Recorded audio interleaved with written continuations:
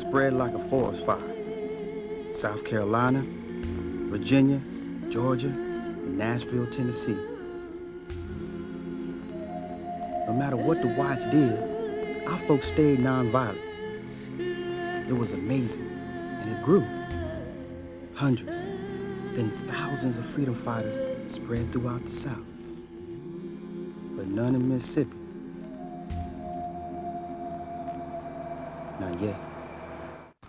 So for me, the movie Freedom Song was a pivotal moment in my life. It was a moment where I realized that the civil rights movement was more than the 5 to 10-minute lessons that we had been getting in the classroom. And it was actually a story that had many pieces and that needed to be chronicled in many different ways. And so when I think about people like Dave Dennis and people like Dolores Lynch, folks like Hezekiah Watkins and Lou Zuckman, I think that their stories deserve to be heard and that there deserves to be a platform that's open for young people to hear these people tell their stories and for us to be able to absorb the way that they felt and to have the movement become a part of us so that we embody the characteristics of courage and strength that they displayed so valiantly throughout the 60s. The army, we have to fight, although we have to cry. All right, they call them the Freedom Riders. When I got to D.C., they was just getting on the bus, whites and colors. When they get to each stop, they get off together, go in the waiting rooms together. Brought y'all these newspapers. Says here they already been to Fredericksburg, Richmond, Petersburg, and they're still coming. Girl, ain't nobody ever told you this a dry state. I think it's also important for people to realize, see, know, and understand that this little small box, which we call Freedom Riders, was just one aspect of a greater movement of which people refer to as the civil rights movement. And there were many different interconnections between that.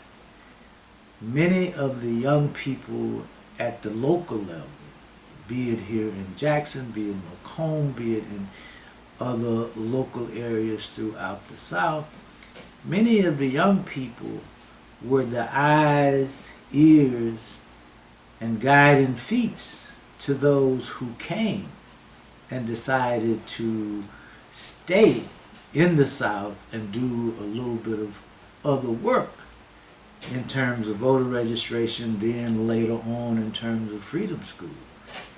It was many of the young people who gave them information, knowledge, helped them to acquire a better understanding about the culture, way of life, and people here in Mississippi. However, many of them, they came down, got arrested, went to jail, served their time, and then left and got up out of here. When the schools walked out, remember all 3 of the schools walked out? Were you here? You're not that old. No. All 3 of the schools walked out, and they put us in these kind of trucks. They had garbage trucks, they had these trucks, they had pickup trucks. They had the paddy wagon first. They loaded the paddy wagon, then they used whatever else they had necessary. What was the 3 schools? The 3 schools were Lanier, Jim Hill, Brinkley.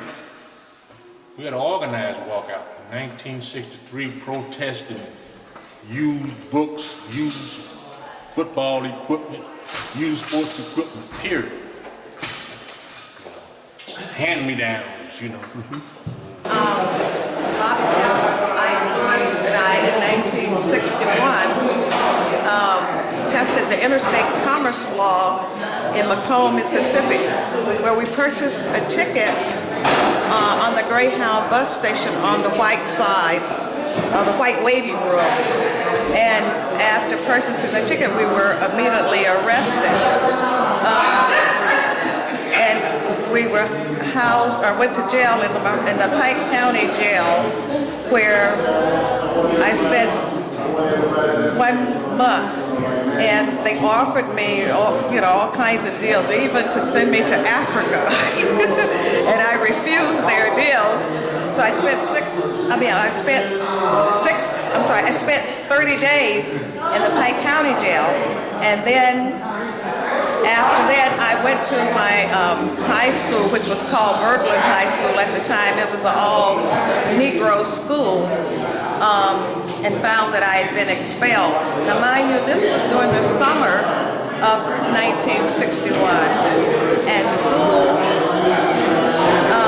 I was in jail the month of September, and when I went to enroll, I had been expelled from school, and the students walked out with me in protest of my expulsion, and we marched down to the Macomb City Jail and begun to pray on the steps of the city jail.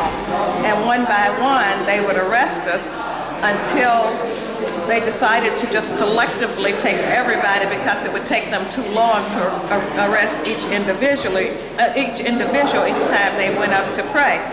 So it was from there that I was sent to reformatory school,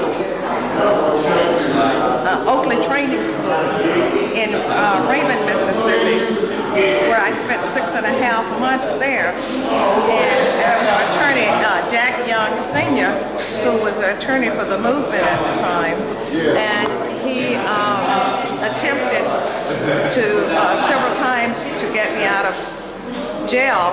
But I understand that Dr. Martin Luther King did pay, I think it was $500 to obtain my release or to pay my bail.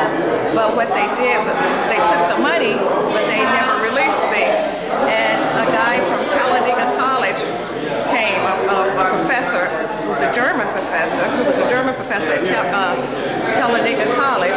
He went to Governor Ross Barnett, and he was able to obtain my release, which was a conditional release. And he was told that he would release me into his custody, but he had to have me out of the state of Mississippi within 24 hours because he could not guarantee my life. So at the age of 17, I was taken away from my family. I'd never been out of the state of Mississippi. I was taken from my family, moved from my family, and sent to places that were unfamiliar to me. And those were the darkest hours of my life. And it was from there that I called them surrogates, because there were people who stepped in and they began to nurture and help me get through these dark periods. And Mrs. Ella Baker was one of those individuals. I am a foot soldier for God. My name is Fred.